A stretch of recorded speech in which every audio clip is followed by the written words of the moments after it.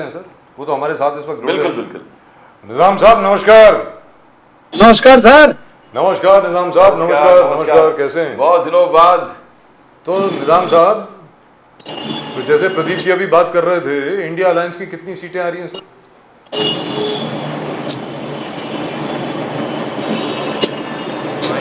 Sir आवाज थोड़ी। Can somebody please look at the audio if you don't mind? आवाज Why do थोड़ी we come uh always रही have an है। audio problem? जी निजाम साहब, India alliance की कितनी सीटें आ रही हैं सर? 350 से ऊपर ही रहेगी सर, कम नहीं आएगी। 350 प्लस। क्या बात है। तो अभी ये जो रूमर हर जगह पे, अफवाहें फैली हुई हैं हर जगह, आपने भी सुनी होंगी कि अगर बीजेपी मान लीजिए हार भी जाती है तो इतनी जल्दी वो सत्ता नहीं छोड़ेंगे। ऐसा कुछ है क्या सर?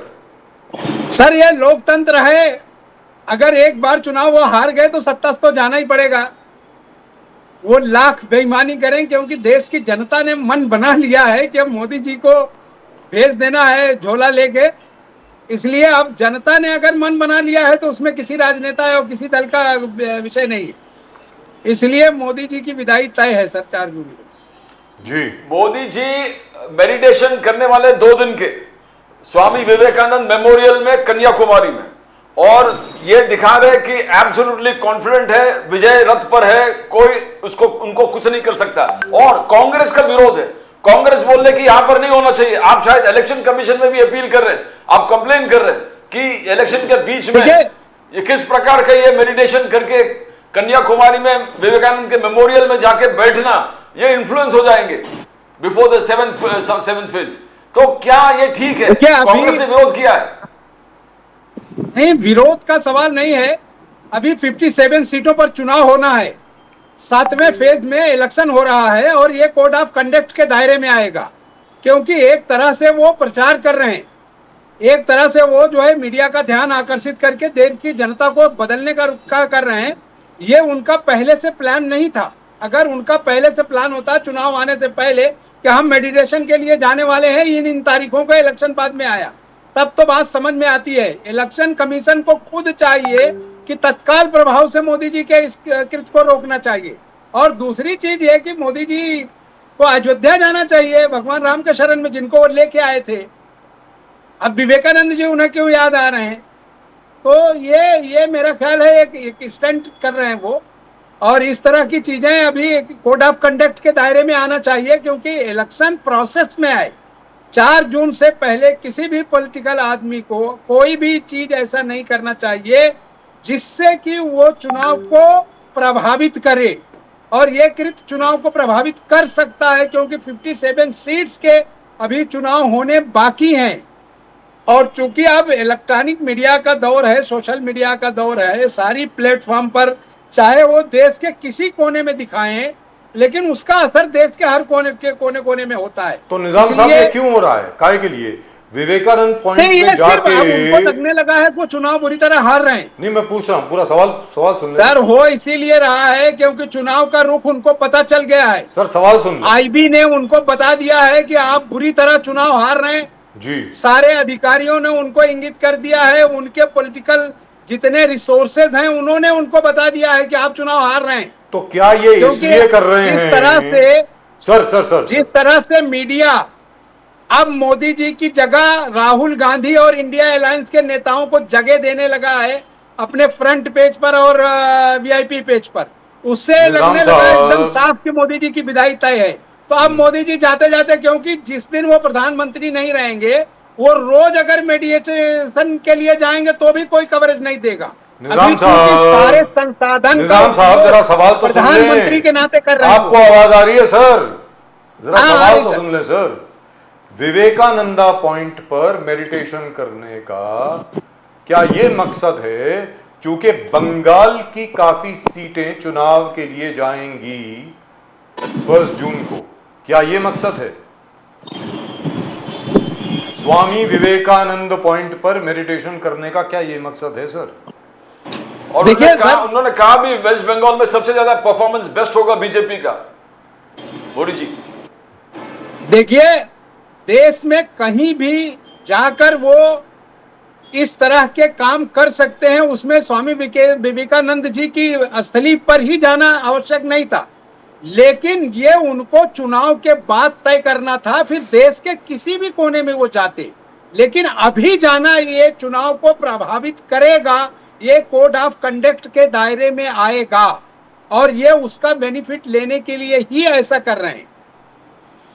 निजामुद्दीन जी, एक चीज है कि राहुल गांधी जी ने कल आज कंटिन्यूसली हर मंच पर, हर सभा में यही बोल रहे कि लोकतंत्र को हमको बचाना है, कॉन्स्टिट्यूशन को हमको बचाना है, रिजर्वेशन जो है ओबीसी एससी एसटी को हम बचाएंगे और मोदी जी इसको खत्म करना चाहता है। He wants to finish the reservations for the OBC SC ST. पर मोदी जी आप पे आरोप लगा रहा है कि आप एससी एसटी ओबीसी के रिजर्वेशन उठा के एक धर्म के नाम पर लिखना चाहते हैं। और एग्जाम्पल दिया कि कर्नाटक में सब जितने मुस्लिम समाज के अलग अलग कास्ट है उसको सबको ओबीसी बना दिया। ममता बनर्जी का जो हाई कोर्ट ने रद्द कर दिया ओबीसी 2010 के बाद जो भी सर्टिफिकेट इशू किए, तो बोले कि ये जो तुष्टीकरण की राजनीति है वो खत्म करने वाली चीज है और मैं लोगों को इसको जागरूक कर रहा हूं कि कांग्रेस ने क्या किया। निजामुद्दीन सही क्या है? और निजाम जी क्या सही क्या है? नहीं, सही ये है कि मोदी जी झूठ बोल रहे हैं। कांग्रेस ने ही सारा रिजर्वेशन दिया, कांग्रेस ही ने ओबीसी के सारे रिजर्वेशन को मान्य किया और न सिर्फ मान्य किया बल्कि उस गुजरात में जहां इन्होंने रिजर्वेशन लागू नहीं होने दिया वहां भी रिजर्वेशन कांग्रेस ने दिया। कांग्रेस कभी भी रिजर्वेशन के विरुद्ध नहीं रही है और मोदी जी, उनके लोग, उनके सांसद इस बात के बीच बीच में दलील देते रहे कि हमें आरक्षण खत्म करना है। आप खुद बयान सुनिए योगी जी का, वो आरक्षण खत्म करने की बात कर रहे हैं। ऐसे सारी चीजें हैं। ये तो अब चूंकि वो हार रहे हैं चुनाव, इस घबराहट में अब वो सारे आरोप कांग्रेस के ऊपर लगा रहे हैं। उनसे पूछना चाहिए कि पिछले 75 सालों में जो रिजर्वेशन है उसको कौन ले आया? कांग्रेस ने रिजर्वेशन दिया है ना, तो कांग्रेस खत्म करने का क्या सवाल है? और संविधान का विषय भी आपने सुना, कांग्रेस के किसी सांसद, कांग्रेस के किसी नेता, कांग्रेस के साथ एलआई के कोई नेता, कहीं उन्होंने कहा क्या कि हमको इतना बड़ा बहुमत दीजिए, हमें संविधान बदलना है? संविधान बचाना, लोकतंत्र बचाना, यही लड़ाई है और ये लड़ाई जनता लड़ रही है। कांग्रेस का मैनिफेस्टो जो है वो जनता ने खुद तैयार किया है और वही चीज देश में लागू है। तो आप खुद सोचिए कि जो चीज कांग्रेस लागू कर रही है उसे खत्म करने का विषय कैसे आएगा? तो वो तो झूठ बोल रहे हैं मोदी जी या उनके एलआई जो हैं, क्योंकि मोदी जी के जो 4-5 सांसद बड़े नेता हैं उन्होंने बड़ी सभाओं में, ऐसा नहीं कि कहीं बैठ के एक जगह धीरे से कह दिया, 25-50 हजार की भीड़ में भाषण करते हुए इन नेताओं ने ये कहा कि हमें रिजर्वेशन खत्म करना है, हमें संविधान बदलना है। ये सारी चीजें दिख रही हैं। तो अब वो हार रहे हैं, इसलिए इस तरह का बयान, अब चूंकि जनता समझ गई इसलिए जनता पूछ नहीं रही है। अगर ऐसा होता तो राहुल गांधी को रोककर जनता सभाओं में पूछती कि आप ये गलत। हाँ निजाम साहब, एक और चीज है, मोदी जी ने एक बड़ी इंटरेस्टिंग बात कही आज, बड़ी दिलचस्प बात है साहब। उन्होंने कहा कि दुनिया में गांधी जी को कोई नहीं जानता था जब तक कि गांधी पिक्चर बनी। सर ये जरा मोदी जी जब नाक साफ करना नहीं जानते थे तब देश में गांधी की वैल्यू थी। उन्होंने गांधी को पढ़ा ही नहीं, इसका मतलब, क्योंकि उनके मन में दुर्भावना है, उनके मन में दुर्भावना है। स्वयं मोदी जी जब विदेश जाते हैं तो गांधी जी की तारीफ करते हैं, लेकिन आज घबराहट में वो कुछ भी बक रहे हैं। गांधी जो है वो इतना बड़ा नाम है, न सिर्फ हिंदुस्तान बल्कि पूरी दुनिया में। आज महात्मा गांधी को लोग इसीलिए जानते हैं क्योंकि वो ऐसी शख्सियत है जो सदी में पैदा नहीं होगी। तो आज पिक्चर आने से अगर गांधी को कोई जानता तो फिर तो किसी की भी पिक्चर आ जाए लोग उसे जानेंगे। तो इस तरह की बात करना मोदी जी को शोभा नहीं देती कम से कम, क्योंकि वो खुद उनके अपने स्टेटमेंट, जब वो विदेश जाते हैं तो उन्होंने गांधी के लिए किया, गांधी की कई मूर्तियों का अनावरण भी उन्होंने किया है, लेकिन जब वो यहाँ आते हैं तो गोडसे की पूजा करते हैं और उस पर बात करते हैं। तो इसलिए इनकी बात का कोई भरोसा नहीं। तो आपके मुताबिक अभी जब राहुल गांधी जी बोलते हैं, अखिलेश यादव जी भी बोलते हैं, तेजस्वी यादव जी भी बोलते हैं कि भाई देखिए हमारी सरकार जब आएगी तो ये 50% की जो लिमिट है सुप्रीम कोर्ट ने जो लगा रखी है, हम पूर्ण अभ्यास करेंगे कि किसी भी तरीके से इसमें अमेंडमेंट लाई जाए और 50% की लिमिट हटाई जाए रिजर्वेशन से, क्योंकि जो कास्ट फॉर्मेशन है हिंदुस्तान की वो बदल गई है, उसके हिसाब से अब आगे रिजर्वेशन होनी चाहिए। अब इसको लेकर के बीजेपी में बड़ा बवाल है। अब ये बात जो वो बोल रहे हैं वो तो बड़ी लॉजिकल लगती है, वो तो बड़ी मतलब सेंसिबल बात लगती है। निजाम साहब देखिए सर, आपको याद होगा महाराष्ट्र में जब मराठों को रिजर्वेशन देना था जी। तो उन्होंने एक स्पेशल सत्र बुलाया था, लेकिन उनका सेटअप जमा नहीं जी। वो यही काम था। राहुल गांधी, तेजस्वी जी, अखिलेश जी, देश के एलआई के बड़े नेता शुरू से चिल्ला रहे थे कि सुप्रीम कोर्ट ने जिस चीज के लिए बाउंड किया है उसको खत्म करने का अधिकार संसद को है। संसद अगर चाहती, ये बहुमत में थे, अगर रिजर्वेशन इनको देने की शक्ति और इनकी इच्छा शक्ति होती तो संसद में उसका कानून बनाकर सुप्रीम कोर्ट में ला सकते थे। लेकिन उन प्रधानमंत्री जब मुख्यमंत्री थे तब से ये कहते आ रहे हैं कि हम रिजर्वेशन देने के हक में नहीं, हम दलितों को रिजर्वेशन नहीं देंगे, हम ओबीसी को रिजर्वेशन नहीं देंगे। ये घटना तो उनके जीवन काल से लगी हुई आ रही है। तो ये जिन नेताओं का आपने अभी जिक्र किया, ये सारे के सारे लोग इस बात पर अडिग हैं कि जब उनकी सरकार बन जाएगी वो संसद में अमेंडमेंट लाएंगे और जो 51% का बॉर्डर तय है उसको क्रॉस करने के लिए वो सुप्रीम कोर्ट जाएंगे और संसद से पास मसौदा उनको देंगे और बदलाव करके बाकी के रिजर्वेशन उसमें लाए जाएंगे, क्योंकि जो कमिटमेंट है उसमें ये हमेशा तैयार रहते हैं और पूरा करते हैं। आर्टिकल 370, मोदी जी का कहना है कि आर्टिकल 370 ये परिवारवाद फैमिलीज, जो परिवारवाद में विश्वास करने वाले फैमिलीज, यानी गांधी फैमिली, अब्दुल्ला फैमिली, मुफ्ती फैमिली, ये सब मिलकर ये आर्टिकल 370 का एक भय, एक दीवार बना के रखा था ताकि उससे बहुत उनको बेनिफिट मिले। तो सबसे ज्यादा बेनिफिट आर्टिकल 370 को दिखा दिखा के और फंडिंग करा करा के कश्मीर में ये परिवार वाले पार्टीज वो ये भय निर्माण किया था और मोदी जी ने आके आर्टिकल 370 को हटा दिया, एब्रोगेशन कर दिया। और सबसे ज्यादा नुकसान जो महसूस कर रहे हैं वो परिवार वाले पार्टी से। निजामुद्दीन जी, आरोप है कांग्रेस पर। देखिए, इससे बड़ा झूठ क्या हो सकता है? आर्टिकल 370 खत्म नहीं हुआ है, वहां पार्ट 1 और पार्ट 2 है। उसमें से आप जब पढ़ेंगे आप देखेंगे, किसी बड़े लॉयर एडवोकेट को आप डिस्कस करिए, बहुत सारी चीजें वैसे की वैसे हैं। सिर्फ उन्होंने अपने मित्रों को जमीन दिलाने के लिए वो एक अमेंडमेंट दिखाया है और प्रचार सिर्फ किया है कि हमने 370 को खत्म कर दिया है। अभी ये कोर्ट में ये केस है। दूसरी चीज, अगर मोदी में दम होता, परिवारवाद तोड़ने की बात होती, तो अपने लोकसभा के इस चुनाव में कश्मीर से अपने 3 बीजेपी के कैंडिडेट को उन्होंने विड्रॉ किया। बीजेपी का कैंडिडेट चुनाव नहीं लड़ रहा। इससे ही जान लीजिए कि इन्होंने वहां चीट किया है, धोखा किया है। और 370 पर भी मोदी अपनी पुरानी परंपरा के अनुसार सिर्फ झूठ बोल रहे हैं। खड़गे साहब ने आगे कहा कि देखो ये चीज मोदी साहब एडमिट क्यों नहीं कर रहे कि नोटबंदी और जीएसटी ने हमारे इकोनॉमीज को डिस्ट्रॉय कर दिया है, स्मॉल स्केल इंडस्ट्रीज को टोटल डिस्ट्रॉय कर दिया है, एमएसएमईज को डिस्ट्रॉय कर दिया है। ये आपका मैनिफेस्टो है जो बोल रहा है कि पहली नौकरी पक्की, 30 लाख एम्प्लॉयमेंट हम जनरेट करेंगे, महालक्ष्मी योजना, जितने भी योजना है, श्रमिक लेबर को 25 लाख का हेल्थ बेनिफिट्स। ये राहुल गांधी जी का मैनिफेस्टो है, ये कांग्रेस का मैनिफेस्टो जो एक आशा का किरण बनकर आया है। बाकी खड़गे साहब का कहना है कि आपने जीएसटी और नोटबंदी देकर इस देश के जो एम्प्लॉयमेंट है पूरा उसने डिस्ट्रॉय कर दिया, छोटे छोटे उद्योग को डिस्ट्रॉय कर दिया है। मोदी जी का आंकड़ा, रिपोर्ट कार्ड कुछ और ही कहता है। निजामुद्दीन जी सर, आप ऐसे ही देख लीजिए कि जो 30 लाख नौकरियां जनरेट करने का विषय नहीं, उतनी नौकरियां खाली हैं सेंट्रल गवर्नमेंट की। उनके लिए बजट सिर्फ जो है प्रोवाइड करना है, बजट प्रोवाइड करना है। उसके बाद वो सारे अपॉइंटमेंट डायरेक्ट हो जाएंगे। जिस दिन ये सरकार बनेगी पहले ही दिन जो अमेंडमेंट आएगा वो 30 लाख लोगों की नौकरियों का ही आएगा, क्योंकि उसके लिए अलग से प्रावधान करने की आवश्यकता नहीं है। ये बात केंद्रीय सरकार खुद कह रही है कि इतने पोस्ट वैकेंट हैं जिनको वो पूरा नहीं कर रहे हैं, और जिन पोस्टों पर पूरा करना था, जिनके लिए जो है बच्चों के एग्जाम होने थे, उन्हीं जगहों पर ये पेपर लीक कराते हैं जिससे कि वो बच्चे पास होकर आकर नौकरी ना मांगे। इसलिए पेपर लीक करा के बच्चों के भविष्य के साथ बीजेपी की सरकार खिलवाड़ कर रही है जिससे उन्हें नौकरी ना मिले।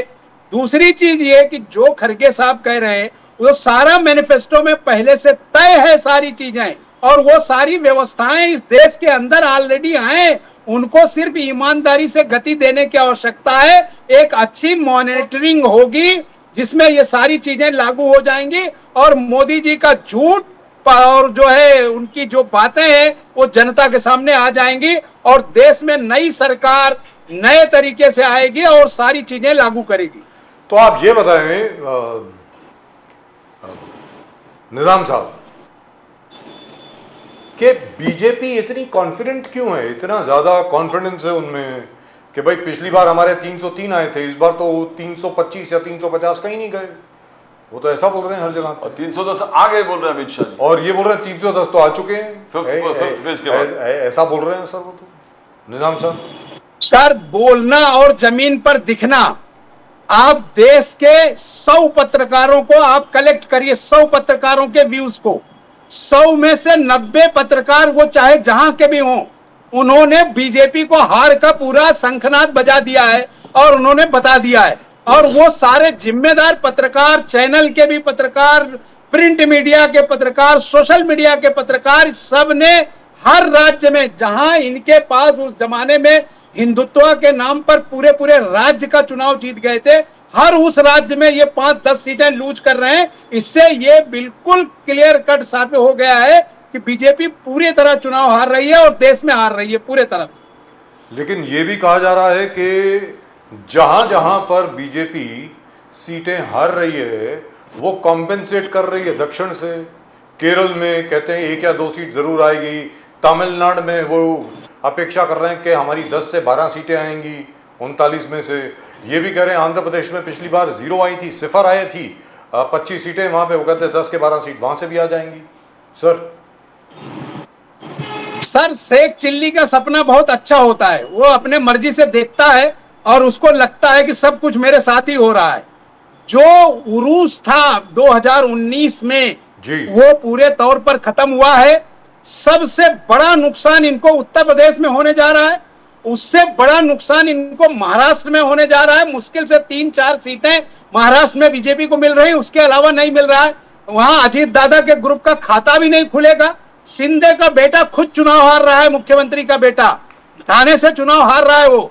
तो इसलिए आप देखेंगे कि जो सिचुएशन जनता ने बना दिया है उसको कोई बदल नहीं सकता, क्योंकि अब कोई अवतार आने वाला नहीं है, क्योंकि मोदी स्वयं अवतार हैं।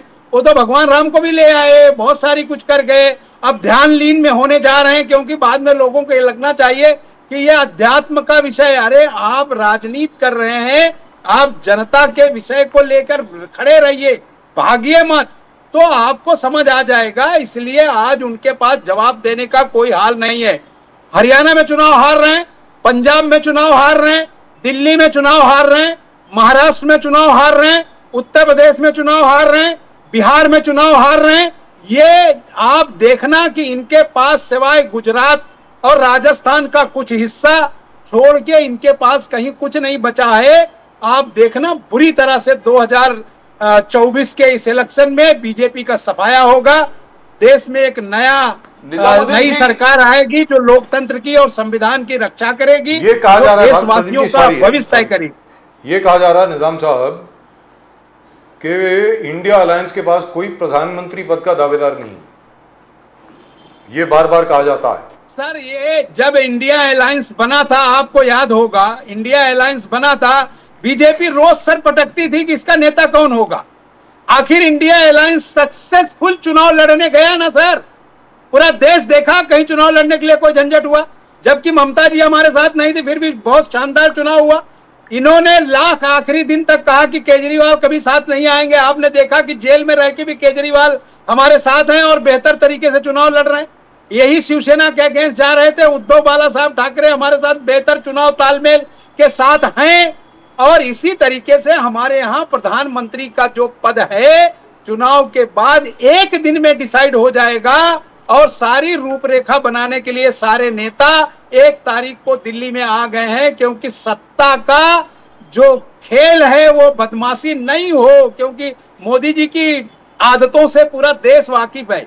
इसलिए वो आपने सारे आरोप लोग लगा रहा कि 1 तारीख का मीटिंग इसलिए आप कर रहे हैं कि 4 तारीख के रिजल्ट के बाद आपको ये बहाना करेंगे कि ईवीएम में गड़बड़ है, ईवीएम में गड़बड़ है, ईवीएम में गड़बड़ है, तो सब एक साथ ईवीएम मिलकर का ये कोई बोलेंगे कि विषय नहीं ईवीएम है। में गड़बड़ है। जनता ने, देखिए, जनता का जो फैसला है वो फैसला कोई दुनिया की ताकत बदल नहीं सकती।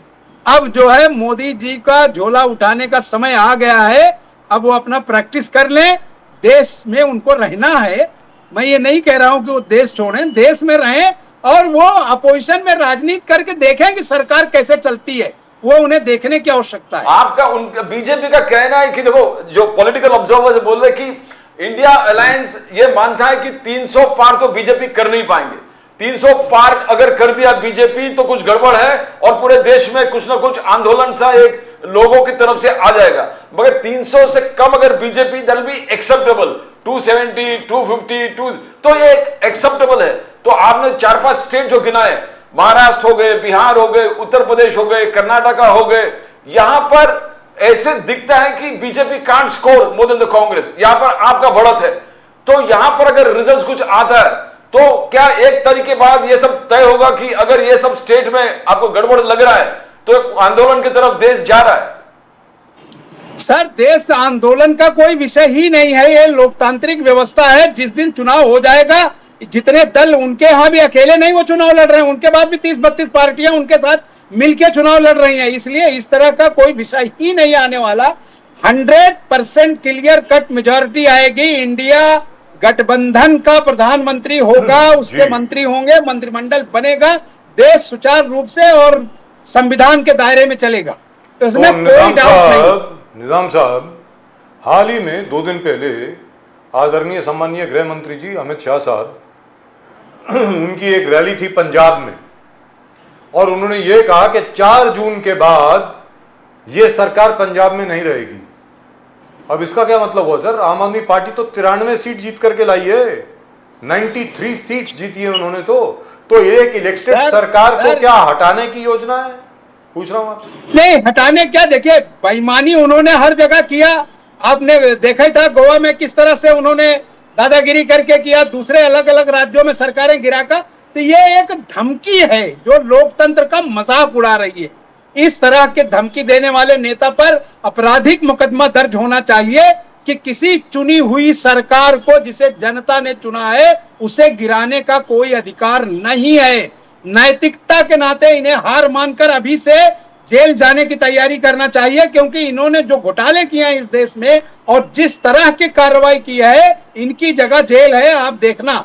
क्योंकि इसमें कोई हमें कुछ नहीं कहने की आवश्यकता है, जनता खुद फैसला कर देगी। आपके जो बार बार गाली दे दे के मोदी जी का कहना है कि मैं इतनी गाली कांग्रेस से सुना हूं, इतने मैं अभी गाली प्रूफ हो चुका हूं, गाली प्रूफ, किसी अभी मुझे इफेक्ट नहीं होता। तो उन्होंने कहा, किसने मुझे गाली दिए थे? मौत के सौदागर किसने बोले थे? गंदी नाली के कीड़े किसने कहा था? बोले इतने, अब मैं कुछ बोलूं तो कांग्रेस को ऑफेंसिव लगता है। आपने पूरा 10-15 साल यही काम किया था कि मोदी जी पे आलोचना करो, मोदी जी को गाली दो, और अब टोटल प्रूफ है, गाली प्रूफ हो गए मोदी जी। ऐसा है कि जो मोदी जी कह रहे हैं वो उनकी भाषा का संयम कितना है आपको खुद पता है। उन्होंने जिस तरह से महिलाओं का इस देश में अपमान किया, जिस तरह से मिसेस गांधी को उन्होंने गालियां दी, जिस तरह से राहुल गांधी को उन्होंने गालियां दी, जिस तरह से उन्होंने अखिलेश को गालियां दी, वो सारा देश देख रहा है। इसलिए मोदी जी ये जो कहते हैं ये सब टोटल ढोंग है और मोदी जी के बचाव का कोई रास्ता नहीं है। अब चाहे जितना इमोशनल कार्ड खेल लें, अब लास्ट चुनाव 1 तारीख को है। अब उनके हाथ में स्वामी विवेकानंद जी की स्थली दिख रही है, वहां जाके अपने लिए प्रायश्चित करें। वो प्रायश्चित करें कि हमसे गलती हो गई है, हमें माफी मिल जाए देश से, वो एक अलग विषय है। लेकिन सत्ता अब उनको नहीं मिलती। और ये जिस तरह की भाषा का इन्होंने प्रयोग किया, इस देश के 50-60 साल इतिहास में 15 से ज्यादा प्रधानमंत्री आए, उनमें से बीजेपी के भी प्रधानमंत्री रहे, लेकिन इतनी घटिया भाषा का, इतनी घटिया शब्दों का किसी भी प्रधानमंत्री ने कभी इस देश में उपयोग नहीं किया। और जिस तरह से मोदी जी ने महिलाओं के साथ किया, ये देश में कभी नहीं हुआ कि उनका सांसद रेप के केस में है, लेकिन मोदी जी उसको बचाव कर, उसके लिए बचाव करते रहे। अभी की भी घटना कर्नाटका की जो है रमन्ना की, वो आप देख रहे हो कि देश के प्रधानमंत्री मस्त हैं चुनाव में, और उनका एलआई, उनका सहयोगी जिसके लिए वो वोट मांगने गए थे, वो विदेशों में घूम रहा है और कह रहा है कि मैंने तो कुछ किया ही नहीं है। तो इससे ज्यादा बात क्या हो सकती है? इतना गंभीर विषय को मोदी जी छोड़कर जो है लोगों की गालियां सुनाने और देखने की बात कर रहे हैं, इसलिए मुझे तो बहुत दुख होता है। जी, तुष्टिकरण तो पहले से था। मोदी जी कह रहे कि तुष्टिकरण को मैं अभी उजागर कर रहा हूं कि कांग्रेस ने किस तरह लोगों को अंधकार में रखकर एक तो रिजर्वेशन हड़पना चाहा, और अलग एक तो ठीक है तुष्टिकरण शाहबानो केस से राजीव गांधी जिस प्रकार से किया, अब वो नया चीज मोदी साहब ने उजागर किया, वोट जिहाद। वोट जिहाद, वोट जिहाद एक बहुत बड़ा इशू है, मोदी जी कह रहे थे हाल ही में, इसको बहुत उन्होंने एक्सप्रेस किया। तो कहा ये वोट जिहाद क्या असल में है, बिकॉज महाराष्ट्र में भी इसका चर्चा हुआ, अब मोदी जी नेशनल प्लेटफॉर्म पे चर्चा कर रहे हैं कि वोट जिहाद हो रहा है। तो क्या एक जिहाद चल रहा है बीजेपी के खिलाफ, वोट जिहाद? ऐसा है कि ये बिल्कुल झूठी सी बात है, बिल्कुल झूठी बात है कि कहीं वोट जिहाद होता है। ये लफ्ज जो है, इनके जो आईटी सेल में बैठे मालविया हैं, ये उनकी खोज है।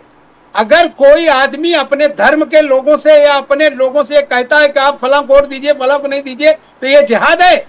और ये जो कर रहे हैं हिंदुत्व के लिए वोट मांग रहे हैं, वो क्या है? क्या वो हिंदुत्व जिहाद नहीं है? तो ये बहस में डालना लोगों को बेवकूफ नहीं बना सकते। इस देश का नागरिक बिल्कुल समझदार है। इस देश का नागरिक अपने वोट, अपने मत का पता अधिकार है उसको वोट देने का, वो खुद समझदार है, वो किसी से कुछ नहीं चाहता, वो सीधा वोट देने जाता है और वोट दे के आता है। तो निजाम साहब, आखिरी सवाल, आपकी सरकार आने वाली है, आपके मुताबिक इंडिया अलायंस की सरकार आएगी, ये कहा जा रहा है कि इंडिया अलायंस का प्रधानमंत्री बनेगा। कई लोग राहुल गांधी जी की बात कर रहे हैं, कोई ममता बनर्जी की बात कर रहा है, और बहुत ज्यादा लोग मल्लिकार्जुन खड़गे साहब की बात कर रहे हैं। ये कहा जा रहा है कि वो एक्सेप्टेबल चेहरा है हर एक के लिए।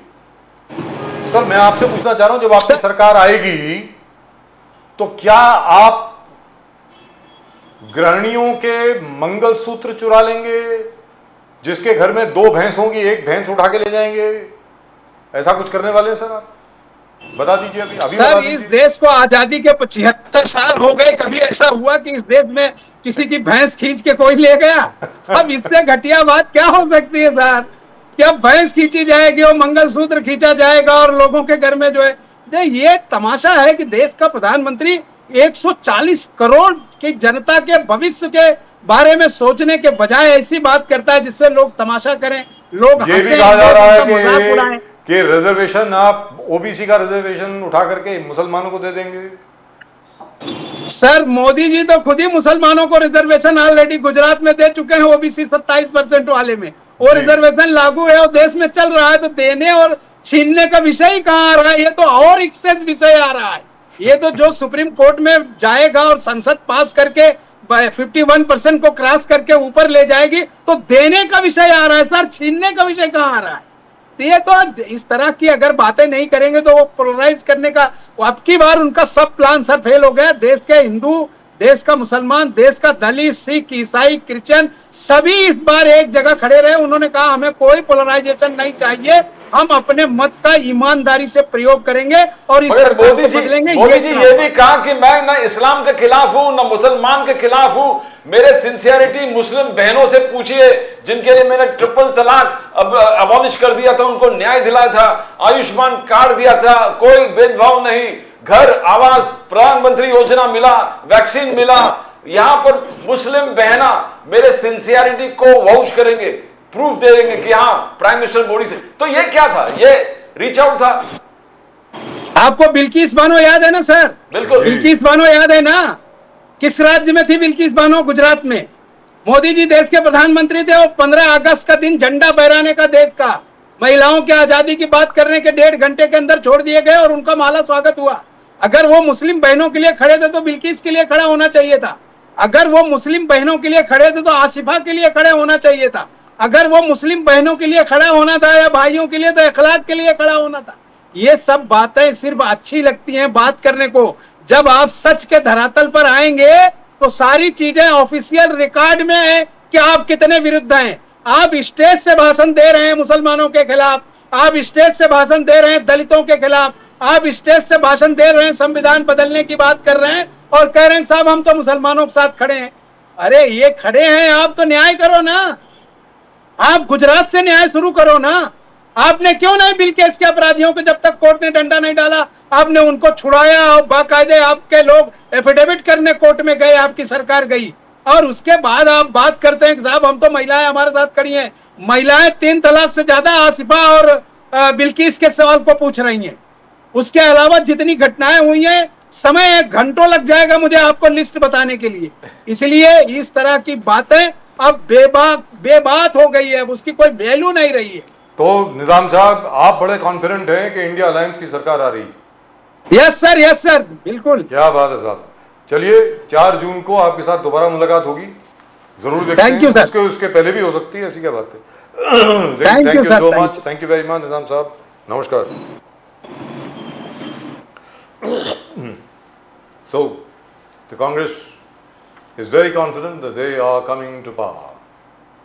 And first time Nizamuddin ji figure भी बताया 350। कहते हैं भाई इंडिया अलायंस की 350 सीटें आ तो रही अगर हैं, 350 है तो बीजेपी विल रिड्यूस टू 50। तो बीजेपी की 50 या 100 सीटें आएंगी, फिर इसका मतलब, और नहीं, बाकी will be reduce to 50, BJP around 100। कहने का मतलब ये हुआ। तो that seems like a very, what shall I say, very tall figure. I can't believe it anyway. Let's ask Mr. Arun Samant.